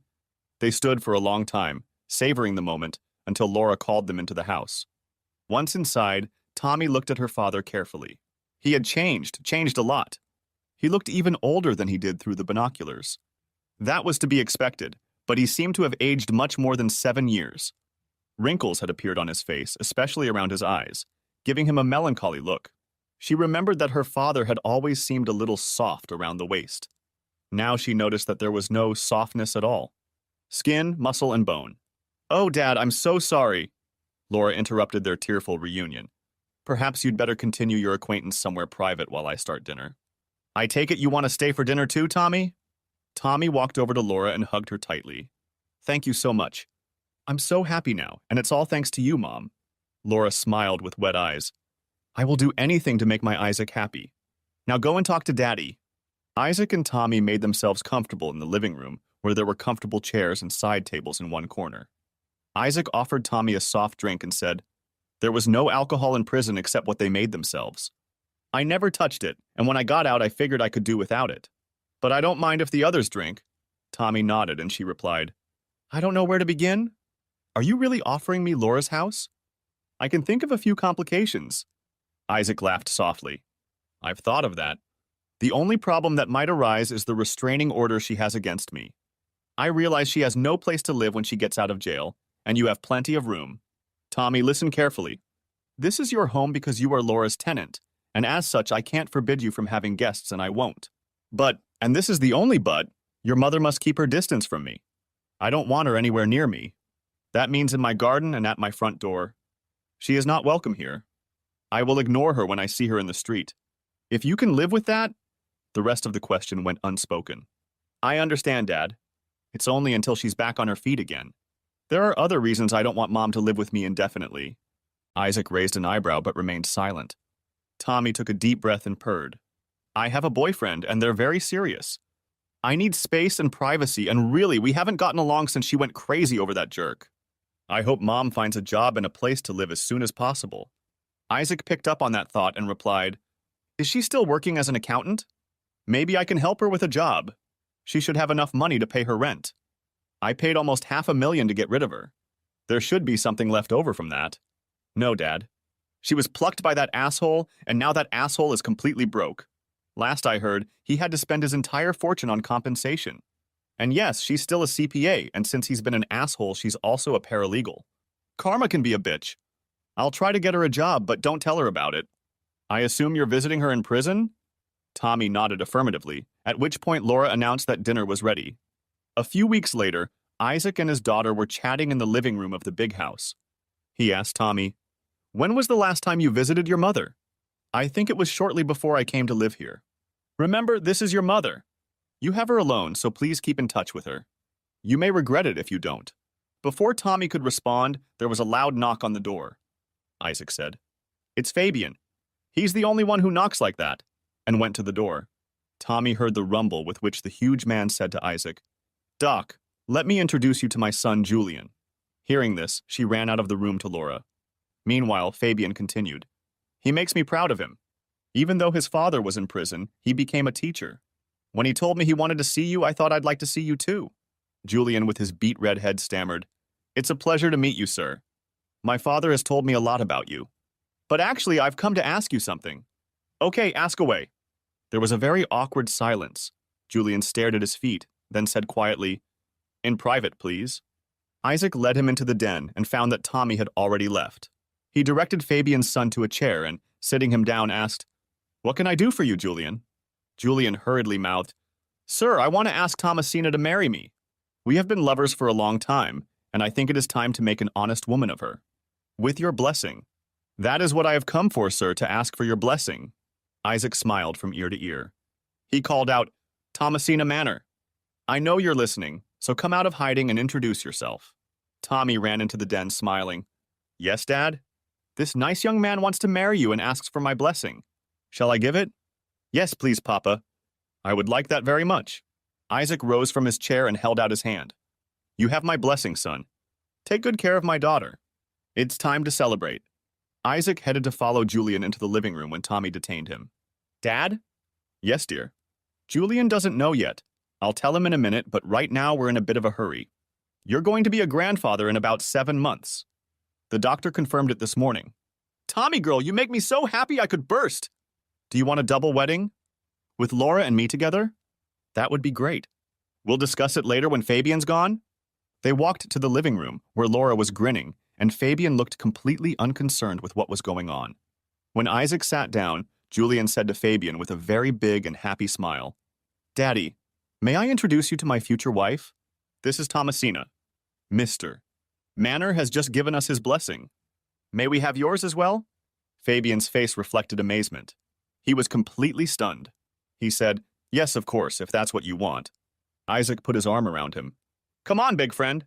We are now a family, and not just in one sense. Who would have thought it, huh? Across from them, Julian looked puzzled. What? Tommy said to Julian with a very happy face. Yep, you're going to be a dad. When we decided to stay together, we also decided we wanted to have kids while we were still young, so we stopped using condoms. Julian's first salvo was a direct hit. So, Mr. Small, you will have a daughter and a grandchild. 2 weeks later, Lydia sat in front of her daughter. You look amazing, Tommy. Yes, Mom. I have a place to live and I'm going to get married. Life is treating me well. Oh, that's good. Where do you live and when is the wedding? Tommy gave the address and enjoyed the look on her mother's face when she recognized it. It's near the house where Isaac used to live. How can you afford it? It's next to Dad's. He still lives there. I found him and we were reunited. Lydia, despite herself, became curious. How did you find him? Just luck. His roommate's son, Laura, was a student of mine. He showed me the little robot and told me he had made it with his neighbor. When I noticed the address, I went to see what it looked like. Laura saw me following her and came out and asked me what I was doing. I explained, and a few weeks later she and I were in touch. To answer your question, I will say that my father owns all 5 houses in this neighborhood. That's why I can afford it. Lydia fell silent, trying to comprehend the information she had received. She asked timidly, When is the wedding? We're waiting for you to get out of jail, and since you're still officially my mother, you're invited." Lydia perked up. She would see Isaac again, and he couldn't turn down his daughter's wedding. Maybe she would try to talk to him. And who knows? She asked her daughter, "Can I stay with you when I'm released?" "I have nowhere to go. The house is sold. I need a new job, too." Tommy took a deep breath. She didn't want Lydia to know that her father had already taken care of the job. She simply said, "You can live with me until the baby comes. By then, I'll need a room. As for work, have you talked to XCOM services? They specialize in helping convicts get jobs or businesses." "Your baby? Are you expecting a child? Why didn't you tell me that right away? From the way you're talking to me, I think you're still mad at me. Can't you forgive me?" Tommy was stunned for a moment. Was she really that stupid? She replied without holding back her anger, "Mom, it's only because Dad tells me that I only have one mom and that I have to keep in touch. Otherwise, you would have seen me the last time you went to jail. You cost me more than 6 precious years of my life with Dad. And why is that? Because you were too selfish and too cowardly to do the right thing. And while we're on the subject, I talked to my dad's girlfriend a lot. About everything. I really don't understand how you fell for that asshole when you had my dad. How could you do that?" It was Lydia's turn to be stunned by such an onslaught. She remained silent. It was clear to her that she was going to have to deal with serious issues with Tommy. It also came as a shock to her that Isaac had a girlfriend. She had never thought that Isaac could switch to another life so quickly after his release. She also didn't expect him to go to live in the house that had brought him so much misery. Knowing that it had been trashed since she had visited there once after her breakup with Peter, she also wondered where he had gotten so much money to renovate it. When Tommy left and Lydia returned to her cell, Tommy's harsh words were still echoing in her head. She had left Peter almost immediately when it became clear that she had been played, and the money had suddenly disappeared. He wanted Isaac out of the way, not only because he needed her, but because he needed a place for his smuggling activities. Lydia had tried to be a good mother to Tommy and had thought that Tommy's almost hostile attitude toward her had to do with her puberty. Now she realized how much she had hurt her girl, who seemed to be much more attached to her father than she had thought. Tommy's words had deeply wounded her soul. Lydia was angered to the core that Tommy was pregnant and hadn't told her right after she announced that she was getting married. Lydia realized that she had a very deep and wide chasm to cross before Tommy would open up to her again. Lydia sat in her room at Tommy's house. It wasn't a warm welcome, but it was a welcome. Tommy didn't hug her, but at least he said, "Welcome back, Mom. You're our guest. May I introduce you to Julian Small, my future husband and father of our child?" The introductions were made, and Tommy continued, "You are welcome to use everything in this house. While you're looking for a job, you can use the laptop I put in your room. Have you contacted XConv yet?" Lydia looked down at her feet and replied, "I tried. But for some reason, they weren't interested in me. It seemed like I was banned. In fact, the whole time I was there, no one wanted anything to do with me. I'll ask Dad." "Maybe he knows why you weren't contacted," Julian remarked. "It is he, among others, who has the final say in hiring people through XCOM services. He also, on Isaac's behalf, made it clear that you would be treated respectfully and no harm would come to you. Otherwise, you would be in for a very rough ride. Isaac is highly respected. What does your father have to do with my husband, my ex-husband? Mom, I know what you're thinking. Don't even try it. Dad wants nothing to do with you. Nothing, you understand?" Tommy interrupted her angrily, saying it more like an order than a question.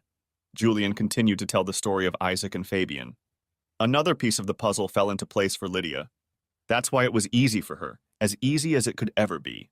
She decided to relax for a while. But deep down, she wanted her life back with Isaac. Tommy knocked and informed Lydia that she had a visitor. A startled Lydia went downstairs. A huge man stood in the hallway. Julian was tall, but this man was as tall as him and twice as wide. Gora turned around and introduced himself in a low, ringing voice. "Good afternoon. I am Fabian Small. Julian tells me you have not received a response to your request for a job?" "That's right. I realized I was to be avoided like the plague by everyone." "You were to be avoided." "That's right. Your association with Peter Ramsday puts you at risk. That's why I asked Isaacs to speak out on the matter. He felt a responsibility. He was responsible for the evidence that eventually led to your imprisonment. When Ramsday found out who had delivered the evidence to bring about his ultimate demise, he started threatening you and my future daughter-in-law. So we had to put you in some sort of isolation. Now I hear that you are looking for work. Is that correct?" "Yes, I was a CPA and worked as a paralegal until we were both arrested." Paralegal accountant. Good, good. I run a company that provides security services and security systems. My company and trust is Bexcon Investments needs an accountant. I can offer you a decent salary. We hire you for a month, after which if you prove capable and compatible with our staff, you will be given a certain contract and we will provide you with accommodation, rent-free. There is one condition. Under no circumstances are you to attempt to contact Isaac. I am your immediate supervisor. Can you agree to that? I have no choice, do I? I agree. Of course you have a choice. You can refuse. Lydia was silent for a moment. She was shocked at how much Isaac had shut her out, even though he cared about her immediate needs. She asked Fabian about it. The answer is simple. It's what we try to provide for all former prisoners.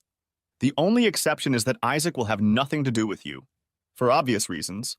Lydia was shocked again, this time from the direct, almost hostile answer. She said with a tremor in her voice, I agree to the demands. Fabian didn't expect anything else, so he said, Good. Tomorrow, Julian will drop you off at our office to sign your contracts and go through the human resources process. We will arrange for a small rental car for you. We have a garage on hand that can provide employees with a decent car for a reasonable price. But that's all for next month. With that, Fabian said goodbye and walked away, leaving a confused Lydia behind him. She got up and was about to go to her room again when suddenly she saw the binoculars. She looked up and saw that just at that time, Fabian came to the door of Isaac's house and was greeted by her ex-husband. She didn't have enough time to get a proper look at Isaac, however, so she placed the binoculars next to the window. She began to make a list of requirements to give her life a fresh start. It was almost dark when Lydia heard the sound of a car pulling up the street. Tommy and Julian were having dinner at a restaurant, so they wouldn't be home anytime soon. Looking out the window, she saw that the car had stopped in front of Isaac's door. She saw Isaac get out of the car and then saw a very pregnant woman with light brown curly hair hugging her ex-husband. Even through the binoculars, she could see sparks popping between them. She envied this woman and felt terribly jealous, angry and lost at the same time. This should be her man, in her house. It was some time before she came to her senses. After all, she was the reason why that woman was standing on the porch in the light of the lantern, not herself. Despairing, she sat down. Lydia realized what she had done was terribly foolish, but surely there must be a way to get back into Isaac's heart? With only 2 weeks until Tommy's wedding, Lydia tried to find as much information about Isaac as she could.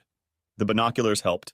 She could see Isaac's face, his graying hair, his straight posture, and slender body. She could see him interacting with the boy. Timothy, wasn't it?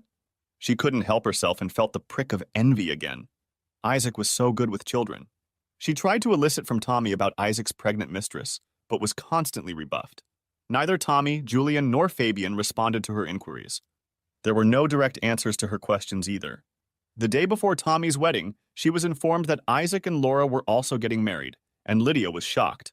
She had been invited to Tommy's wedding and couldn't refuse, but the thought of having to witness her ex-husband's wedding was a direct blow to her ego.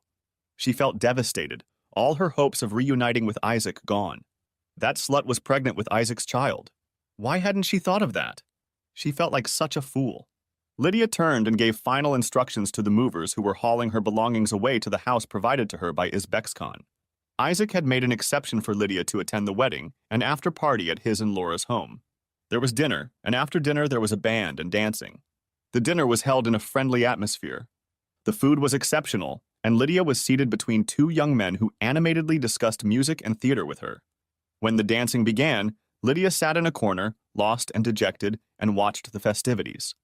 She noticed that hardly any alcohol was consumed and was surprised by it. The traditional dances began. The bride and groom, the father of the bride with the bride. Mother of the bride with... She saw Julian looking at Isaac, who only nodded imperceptibly.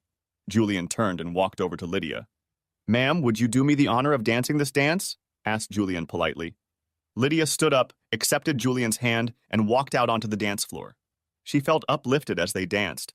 She loved to dance but hadn't done so in years, and Julian was a good dancer. Out of the corner of her eye, she noticed Tommy and Laura talking to Isaac, who was nodding but looked concerned.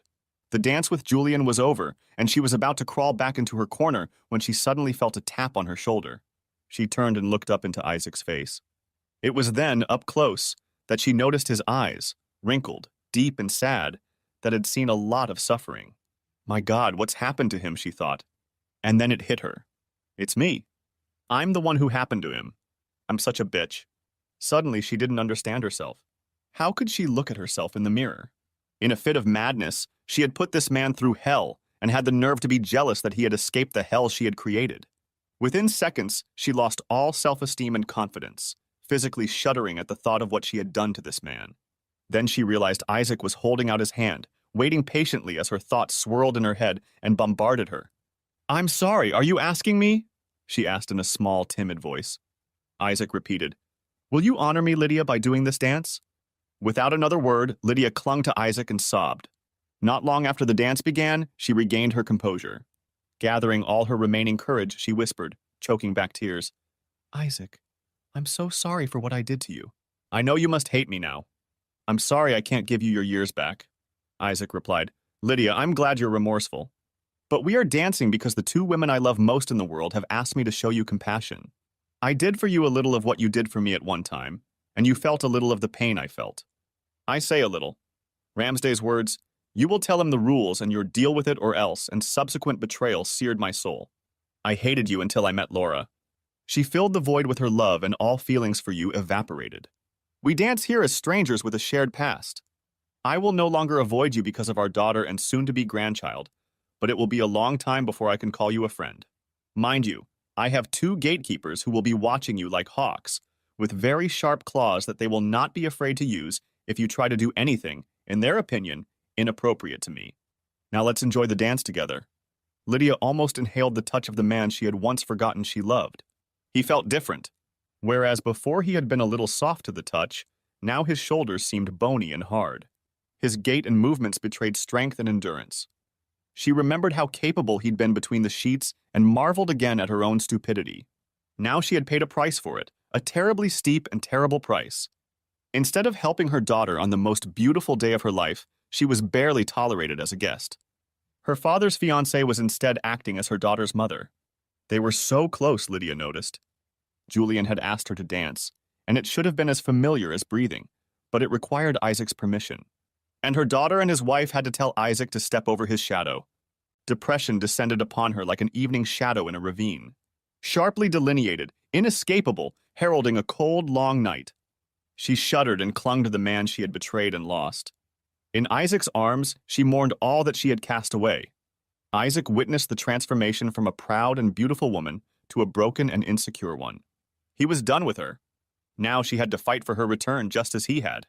He said quietly in her ear, "There are people who will support and help you. I've given you the basics. The rest is up to you." The dance ended. Tommy walked over to her and said, "I can see that this has been very emotionally intense for you. Would you like to stay the night? I don't think you should drive right now. I don't want to lose my mom. Or should I arrange to have someone drive you home?" Lydia accepted the offer to drive her to her new home, and Ben and Anna drove her home. Before they arrived, Anna turned around in her seat and looked at Lydia. She said, "You are alone and friendless. You did wrong and you will pay for it for a long time. We all saw that tonight you finally realized what you did to Isaac instead of putting up with the inconvenience and dealing with the consequences. That was Isaac's goal. He completely destroyed Ramsday.